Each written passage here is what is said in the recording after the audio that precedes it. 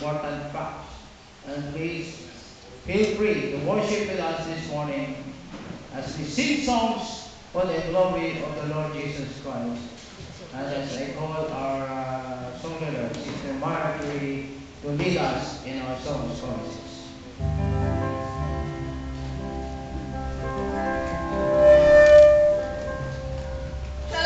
Praise the Lord! Praise the Lord! Praise the Lord! Praise the Lord! Let's celebrate in the presence of the Lord. Let's sing songs to Him. Let's serve Him with gladness. Praise the Lord! Spirit of the Lord is great and mighty. The Spirit of the Lord is my victory.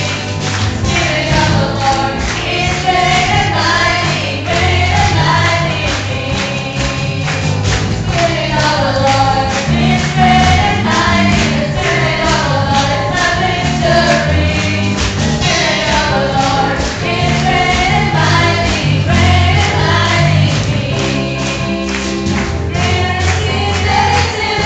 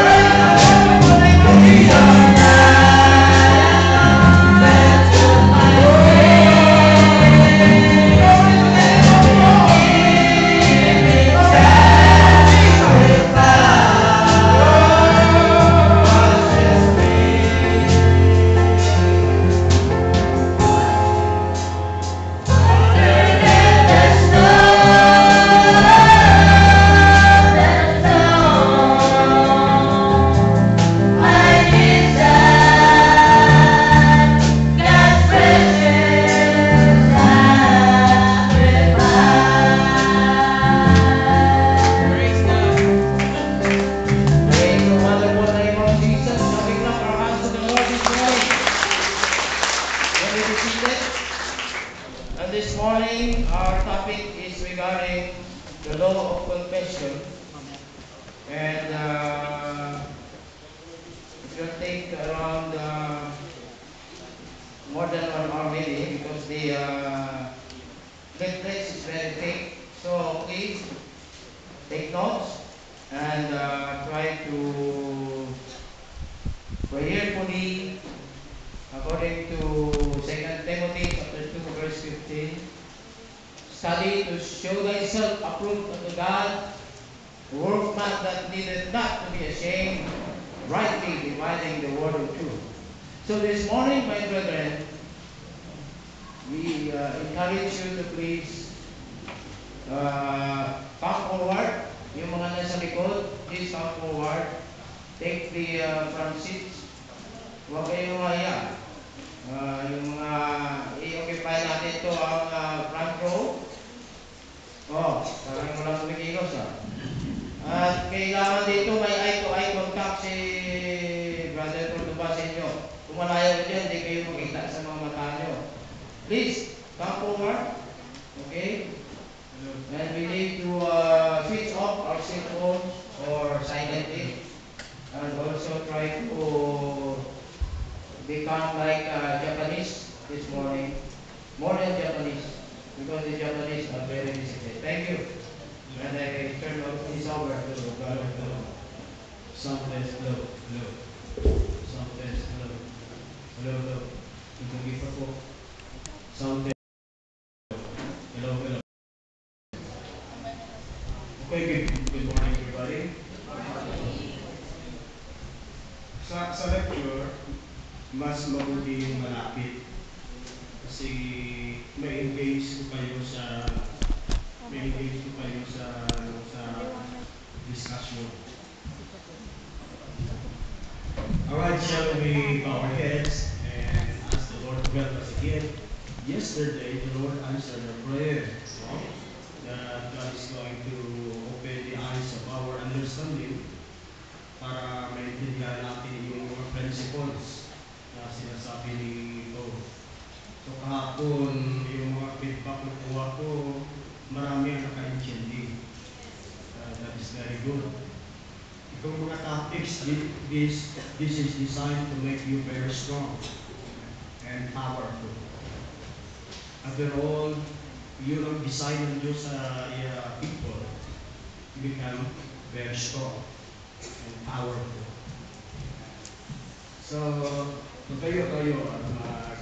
Heavenly Father, once again, we are very happy and thankful for your goodness and praises. You are faithful and kind. Lord, thank you for helping me.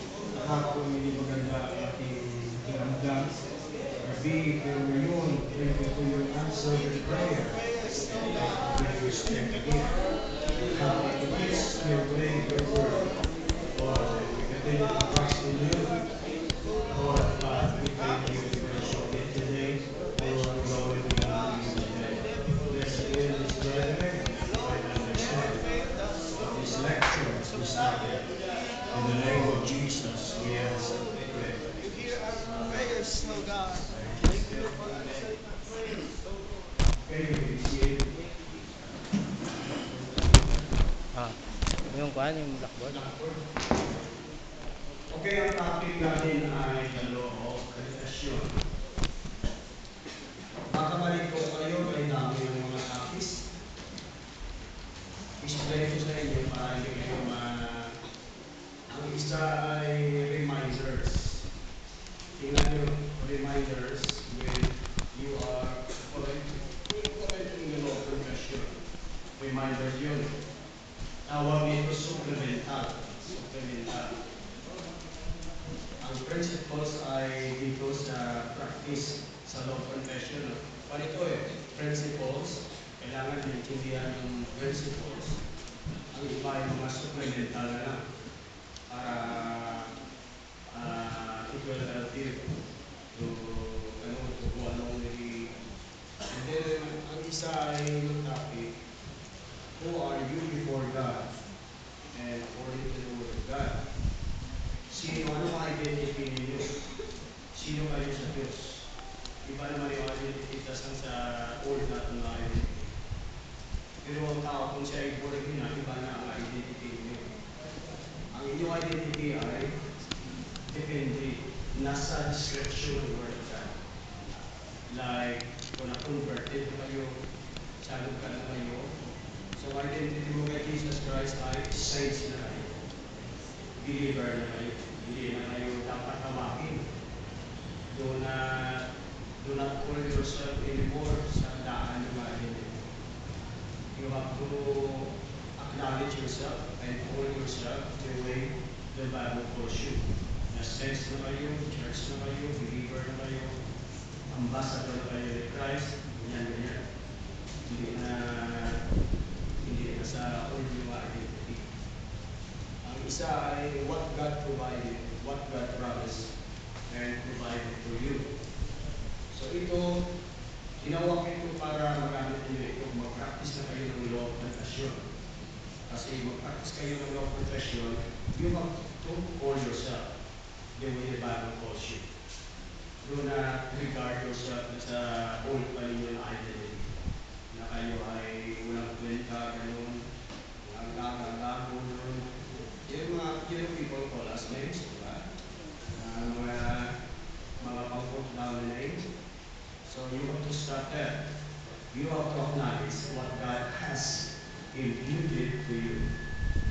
I-impute niya na ear kayo, ear. So you have to call yourself the ear of God. Yan, do not call yourself more than your own. So ito, kung mag-pray kayo, mag-practice kayo ng law of confession, kumalat kayo ng scriptures, mga promises ng Diyos na fitted sa inyong need, sa iyong situation. At ito ay gamitin mo scriptures para speak mo scriptures over yourself and then over the situation. An example ito, the first one, God shall supply all my need for your need. That is Philippians 4:13. Kung mayroon kayong mga needs, ganyan, no? Money or material, so when you pray, you have to speak this word of God. The word of God says, God will supply all my needs according to the riches of His glory. Speak the word of God para sa iyong problema o sa iyong need. Iba man yung mga, mayroon din tayo sinasabi ng mga word of faith. Mga word of faith, kasi yung ginagamit, word of God, yung word of faith. Yung word of faith, yung mga words na nilagay ng Holy Spirit sa heart mo, at i-inspire sa inyo, you have to speak that. Ano, sa anumang need, healing man o kung ano man. So, ito, example lang ito, I got 21 here. When you can add more. When you read the Bible, so you can add more mga promises ng Diyos. Mga promises ng Diyos. Kasi mag-pray kayo, pwede nga you use 2 scriptures or 3. Para, it becomes more stronger and more fun. So ito supplementary na. So you can add more. Yung identity na kay Christ, like 28. So marami pa yung mga titles natin at imputation ng Diyos sa atin. Kung sino na kayo. Kung are we na in Christ. So you have to live. You have to live sa mga identity na nabibigay ng Diyos. Do not exist and do not live anymore sa past ninyo nga. Old ninyo nga life. It will not work.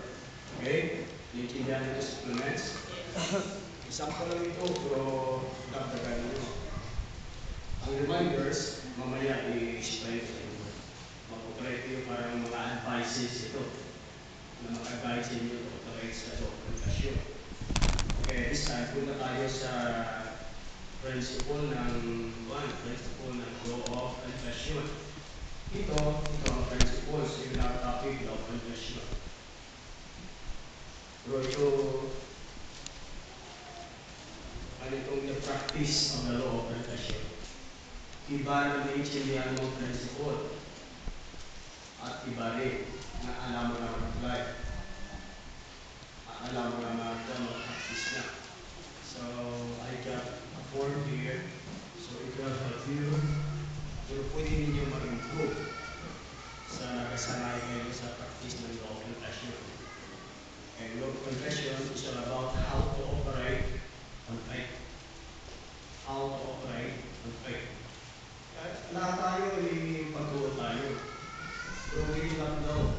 to proceed and how to conduct ourselves as we try to believe the Lord. I hope and I pray this thing is going to help every one of us. And this will change you. You never be the same anymore. Kung naiintindihan it, or God will allow you to understand this. But, nakapray na ba tayo? Pray na. Tapos na? Tapos na. Pasensya. Dalawang busy sa. Okay, start. Ang miracle na explain o hindi? Pastors? Can you, a miracle, can be explained or not? No. O, sinong no? Ang tanong mo? Is miracle can be explained? Bakit hindi kayo nagtaas? Wise ito mga namin. Sinong no? Tingnan nila yung hindi nagdahog.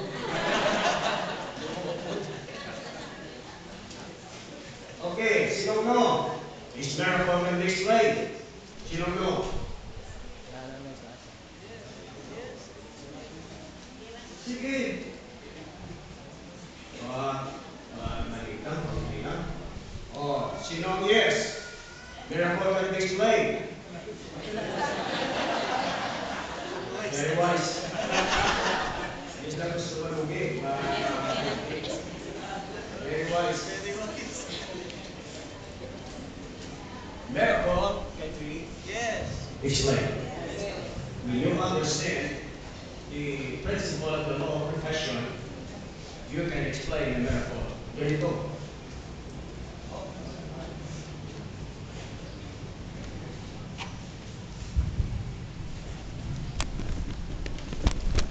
You see, when you pray in faith, in the law of profession, you're doing about law. Physical law, natural law, and spiritual law. Ang Word of God ay spiritual law. Lahat ng mga bagay dito sa universe, sa earth, si mayroon law. Kasi ginawa ng Diyos yun para may order at direction. Tingnan mo ang universe, hindi nagbangga yung mga planets. Kasi mayroong mga law na nilagay ang Diyos. Every time God speaks a word, it becomes a law. Or spiritual law. Walang mga bagay dito na walang law. Society, government, family, even your physical body, mayroong physical law yan. Sa biology, science, every field sa science, lahat. Even your salvation, you see, it deals with law, the Word of God. How to maintain, lahat. You see, the law is the Word of God. And the Word is God Himself. You see? Now here, it can be explained. I will give you an example. Kasi we're dealing about spiritual law, which is the Word of God. And then, we're dealing about physical law. Tayo dito sa material na real. We are governed by physical law, natural law. The law of nature, physical, yun, ibang ang mga field ng science. The Word of God ay law. Ito, noon, ang airplane, ang yung bakal. Diba, imposible na mag-fly. Correct? During the old times, impossible yun na ang bakal, metal, ay mag-fly. O, impossible din noon ang salsado na ay, ang bakal ay lilitaw sa tubig. Diba, imposible yun? Pero yan yung mga engineers, they discovered the laws. Before, they only know the law of gravity. Kaya hindi lilipat yung mga metal. Kasi because of the law of gravity. Anything you want, that will fall down. So later, law of gravity, then discover another law. The law of thrust. Yan. When you trust somebody, there is a law of drag. Kung sa likuran, mayroon law of drag yan. Diba? Parang air yan. And then, the engineers discover also the law of left. lawless. Ang isa bagay na i-applyan mo ng law of trust at lagyan yung principle ng the law of aeronautics. See, we discovered the law of aeronautics. Yun. So, when they cross something forward, yun, lagyan nila ng mga devices. So, the law of left will operate. Yung sa product effect, ito, may ganun. Ganon. Kahit ang pinggan natin, pag ganun mo, malilipad na. Yung pinggan plates natin, pag ganun mo, malilipad. Law of trust yan. When they discover the law of left, i-combine na lang yung gravity, law of trust. And ito law of trust, o-operate ang law of left. Ang isang bagay ay elected. We have earth that is today. Okay? It deals with law. Law of gravity, apply na ng law of trust. So mayroong law of drag. If they move something, then the law of left will operate. Yung aeroplano ay lilipat. Kuha nyo? Ganyan. Yung barko, ang rudder ay lilit. Tama ba? Hindi yung rudder, timon, rudder lilit, kaya laki-laki ng barko. Kaya laki-laki ng barko, yung mga oil tankers yun, laki-laki ng ang haba, ang laki-laki, mayroon pang hangin, mayroon pang current, mayroon pang alon. O how can it be controlled? You see, yung may mga principles eh. May law na discover ng mga engineers. Pagka move nila ang rudder at ang angle. Pero at first, para hindi gumagalaw na nag-obey ang barko kay laki. So you stay in that angle. Okay? So by and by, pakita mo yung front na mag-organize. In other words, there is a higher law, inferior law. Physical law is inferior to spiritual. Gravity is inferior to the law of left and the law of trust. Okay? Yung law of trust ay yung left as powerful kaysa the law of gravity. Ma-supersede ang law of left, ma-overcome ng law of left and the law of gravity. Kahit yung mga birds, ganyan, mga birds, aerodynamics yan. As long as nag-flap sila ng kanilang mga wings, ang gravity walang gawa. See? Pero pagka being close up yan, see, the law of gravity pull down sila. Now, sa spiritual life natin, ang flesh governed by physical law. If you walk, the Bible says, if you walk in the Spirit, hindi mo ma-fulfill ang lust of the flesh. You see? In other words, the Spirit of God is more powerful than the law of the flesh. Now, ganito, kung tingnan mo sa government, sa judicial system, may mga kuwanti ng mga power. Supreme Court, Court of Appeals, Regional Trial Court, may mga municipal court. Tingnan mo sa Regional Trial Court, 10 years, 15 years na litigation. What? Guilty. 15 years, 20 years na litigation. Guilty.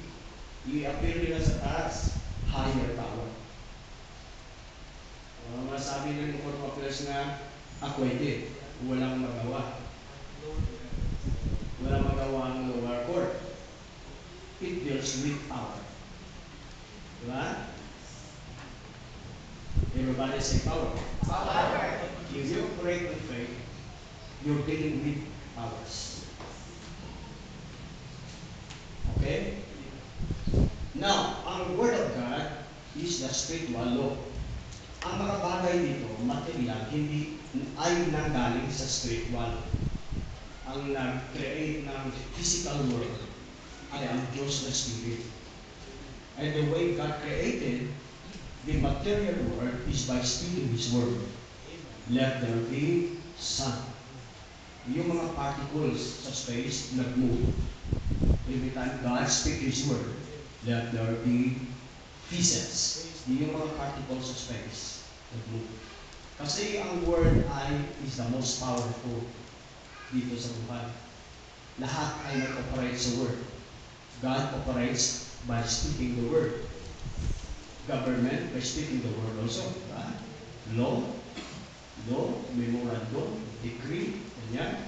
Kahit ang mga company, business, they operate on law, papers, written words. Ganyan. Lahat sa bahay natin, yung law ng father, ng mother, it governs. You see? In other words, you need to be introduced sa virtue ng word, power ng word. Kasi lumaki tayo sa society, hindi tayo na-educate na ang words are very important. Words are very, very important. Sabi ni Jesus Christ, na by your words thou shalt be condemned. And by your words thou shalt be justified. Kahit sa korte, magkamali kayo sa pagsabi sa korte, wala na pinakailangan ng mga witness. Kasi from your mouth, the judge will say, we don't need witnesses anymore, and we do not have to proceed with a long litigation. Kasi sa mga bibig niya, kasi sa mouth niya, sinasabi niya ng si words. Here, words can build. What? Words can destroy. Yes, praise the Lord. Tama? Amen. Iyon ang nangyayari sa married life. If you speak good words, right words, ang marriage ay mag-bloom relationship. Pero hindi kayo edukado, you don't care, so speak mo lahat ng mga bad one, it destroys the relationship. Iyon ang nangyayari sa mga married life. So ang Bible natin ay halin from the book of Proverbs and down to the Epistles. May daming mga scripture niya na nagtuturo ng virtue at power ng words. So in the beginning was the Word, John 1, and the Word was God. And the Word was with God, and the Word was God. And the Word became flesh and dwelt among us, si Jesus Christ. Now tayo ng mga believers, kailangan mayroon yung mga kandiyan sa principles. Yan, may daming scriptures din kayo. Yan. You have to look that up in your Bible and read those para ma-educate kayo sa virtue at effect or power ng words. Here, so it deals with power. Now, when somebody is sick, kasi kinaming mga miracles ngayon, mga cases, cancer, ito, ganyan, pagka in-apply prayer, grabe, nawala na. Diba? Have you heard miracles already? Amen. May dami yan sa atin, dami. Na yung cases, yung sabi ng doktor ay acute na daw, wala na daw ng gamot, ganito. Kung pumunta daw sa church, pray sila grabe, wala trace. So, balik sila sa doktor, walang clear na.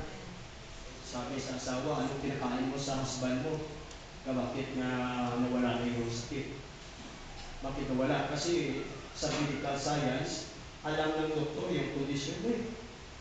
Kasi alam nilang biology, alam nila ang anatomy ng tao, alam nila ang mga kondisyon ng cells, kondisyon ng sakit. So, ma-estimate nila na wala ng chance, ganun. Kasi sa principles yan ng biology, physical body ng tao, alam nila. Yun ang study nila. Pero, pagka in-invoke ang name of Jesus Christ, by faith, and you use the word of God, by by the stripes of the Lord's body, you are healed. Ganyan. Kasi mawala yung sakit. Bakit? The Word of God is higher power.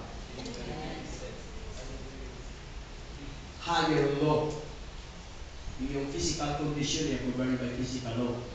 Ang physical law ay subject sa higher law, which is the Word of God. Yun ang nangyayari. Bahala ko na ng kondisyon. Very acute, very ganyan. Kasi, o-obey nga. It is just like the devil. Nga they are subject sa mga believers in the name of Jesus. Kahit anong kondisyon, pag inaplayan ng Word of God, ang Word of God ay mas powerful. Ang spiritual law ay nag-supersede, nag-overcome ng physical, natural na mga bagay. Kasi yung mga material na bagay sa akin, Paul, ay temporal things. For instance, diba? Yung material na mga bagay nito sa akin, they are temporal things. So, ibig sabihin ng temporal ay subject to change. Correct? Kahit anong kondisyon ng tao o circumstansya, kasi temporal yun. Temporal things, material things are temporal things. So then, it is subject to change. On the other side, the Word of God does not change. Amen. It's forever. So when you take the Word of God and apply and speak it over the situation, so obey yan. Obey yan. Kasi power yun. You need only to be aware what are the law that you are using. You need only to be aware what's going on. What are the principles and the law that are at work. Pagka nalaman mo, you have confidence na pagka i-release mo ang Word of God, Word of faith, you see, you can trust God. As the Word of God is powerful, superior sa mga physical condition, you can have confidence. You can sleep and just go on your way, leaving that confidence na it will move. So, ganyan ang miracle mga gamit. Kung anong principles? It is a matter of applying mas superior at mas powerful na law. Yung tawag ng mga physical condition ng tao ay physical facts yun. Tama yun. Sa science, they are facts. They are facts according to the knowledge, medical knowledge, facts yun. Pura-pura, truth. See? Even though they are facts and yet they can be changed. Yes. Thank you, Jesus. You see, they can still be moved. But the Word of God stays forever. So, kung ginagamit natin ng Word of God, you see, we're using a more powerful, a superior na power. Now, kaya binigay ko yung copy sa inyo, yung mga promises ng Diyos, para yun na gamitin nyo. At first, parang kung mag-start na kayo yan, at first, parang mahirap. So, you do it again. You do it again. Kami mga November 2, mga 2 years at least practice ng law of confession. Parang na master na, nagsanay na. Ganyan. Eh, hindi mo makuha yun sa maliit na panahon. You have to practice that always, na go on until later na ma-absorb mo ang truth or ang principle, so it will become easy. You become so very positive. Yan, may boldness kayo, confidence. Na parang kung doubt hindi na makakuha sa iyo, kung doubt hindi na maka-overcome sa iyo. Okay, nalaman nyo na? So, kahit anong mga bagay din sa inyong buhay, sa inyong kondisyon, sa konstansya, there is nothing here that cannot be changed. It can be changed. When you apply the Word of God over yourself and over your situation. So, iyon so the Word of God is like the rudder of the ship. Yun. Yung confession mo sa Word of God, parang maliit na rudder pagka gin-move mo ang rudder at ang angle, parang yung rudder, parang wala nag-move ang buwan, nag-ubay ang barko. Yung rudder parang nag-plow lang ng tubig. Parang wala resulta. So you keep it that way at an angle. Stay that way. So gradually, makita mo yung barko, ubay siya. Yun ang paggamit ng low profession. At first, parang wala resulta. But you stay your confession that way. You confess in the morning, you confess it at noon, you confess it again at night, you confess it again the next day, the next week, you stay your confession that way. Then you'll find out that your situation will change. Things began to obey. Diba sabi ni Jesus, if you have faith like the mustard seed, thou shalt say unto this mountain, be thou removed, and be thou cast into the sea, and shall not doubt in his heart that those things which he said shall come to pass. He shall have what he said.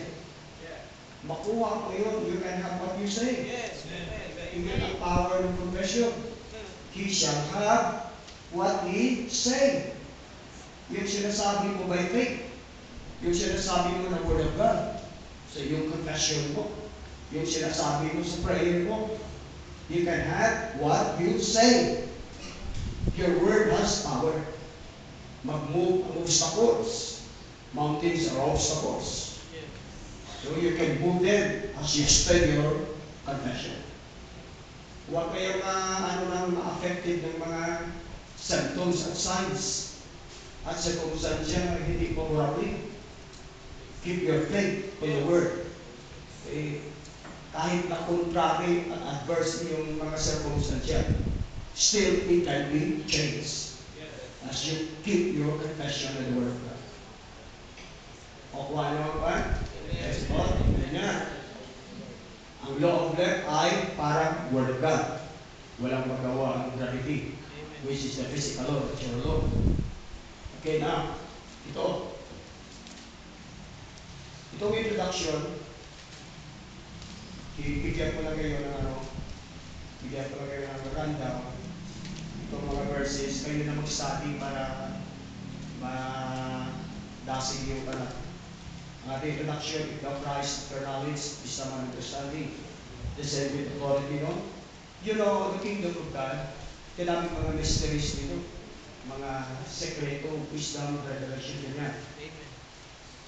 And then, from virtue ng wisdom, understanding, knowledge, the kingdom of God, and the faith or mysteries, the spiritual laws and principles that are at work when you believe and pray. Ito ang mga scriptures. Basahin nyo lang sa mag-study kayo. All the scriptures speaks about the mystery in the kingdom of God. Aside from the doctrine, no. Yung doctrine ay basic yun. So ito ay speak about the wisdom and the mysteries. Yung mga tinatago, na concealed ng Diyos and truth para sa sense lang ito. Hindi para sa outsider. Then the next, there are several manners and kinds of praying. Ito, prayer of thanksgiving, prayer of asking, knocking, intercessory prayer. I will not let you go prayers. Other times, you speak it and it is done. Other times, you simply thank Him for it when it comes. Remember, however you do it, there is Bible for different ways of prayer. And you will use them all in your life. God has many ways of doing things. But these examples are saying in so many words, that you can expect to get what you ask for. Itong mga scriptures, bigay ko sa iyo dito. Itong mga assurances, mga parables ito. You read this all, parables. Yung wait of sa gabi, yung friend at night, yung naganap. Ito, yung mga scriptures binigay ko. You read it all. Ang ibig sabihin yan, mga ilang mga story parable dito. Ang ibig sabihin yan, assurances yun na you can expect to receive what you are asking for. Nilagay ng Diyos yan to give you assurance. Diba yan? Diba? Thank you, Jesus. Freedom, ganyan. Sa judge, diba? Judge, judge, help me, help me, help me. Ganyan. Isa mayroong friend at night. Pwede ba, bigyan ako ng pagkain, bisita ko na dumating, wala akong iservi, pwede ba? Tulog na ko eh. Tulog na eh, pwede. O sige, sige, sige, tok, tok, tok, tok. Yan, yun ang gawin mo. When you come to the Lord, yung prayer, daming klase. Do not use only one type of prayer. Use them all. Ito, binigay ko naman ako. Lord, nandito man ako, Lord. I'm knocking again. According to your word, I'm knocking again. Isabi mo, Lord Jesus, ask and it shall be given you, Lord. Here I am again. I'm asking again. Ganyan. The Lord will be pleased. Yung attitude niyo ay ganyan. Don't come to the Lord always weeping and wailing. What? Right? No. Come with confidence and boldness and take His promises. Lord, sabi mo, yung widow, punta sa judge. Yung judge ay ungodly, walang regard sa Diyos at sa ibang tao. O binigay niya. Kasi baka makasakit sa sarili. Disturb po. Yun. These are all designed to assure us you Thank you, Jesus. that you can have, you can expect what you ask for. These are all given to give you the confidence and the boldness to come to God. God, I'm going to have it. You promise in your word. I'm going to have it. Ganyan ang attitude.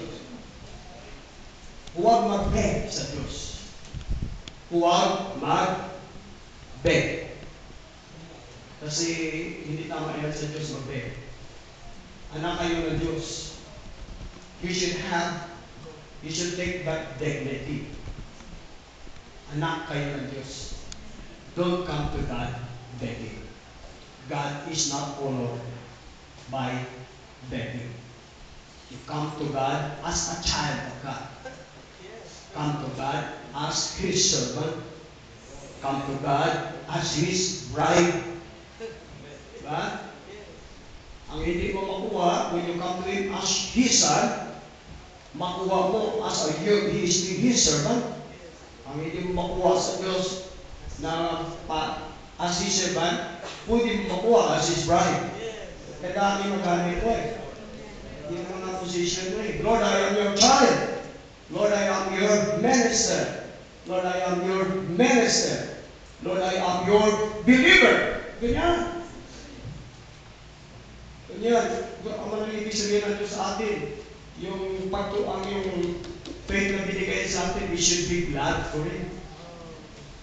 We should be strong, happy with it, and happy to exercise it. God would be pleased na ganyan yung galak na galak kayo sa kanyang mga bagay. Kasi anak na kayo eh. Sa silid ng bahay, yung mga partikular na tao, hindi pwede maka-touch ng mga gamit sa sulod ng bahay. Diba? How about if you are a son, a daughter? Pwede. Kung anak kayo sa bahay, pwede kayo yung mga gamit sa bahay. Kasi hindi kayo partikular eh.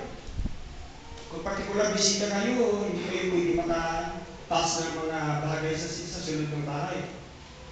Kasi partikular kayo. Church is God's family. Yes, thank you, Jesus. Hindi tayo partikular ng mga tao sa family ng Diyos. We are His children. We are His people. Yes. And that gives us the right not only to praise Him and to worship Him, but we are also free inside His tabernacle, His house. So change your attitude. Change your thinking. Okay, ito ang mga promises. Assurances, promises, nothing shall be possible to you. Verse, All things are possible to them that believe. First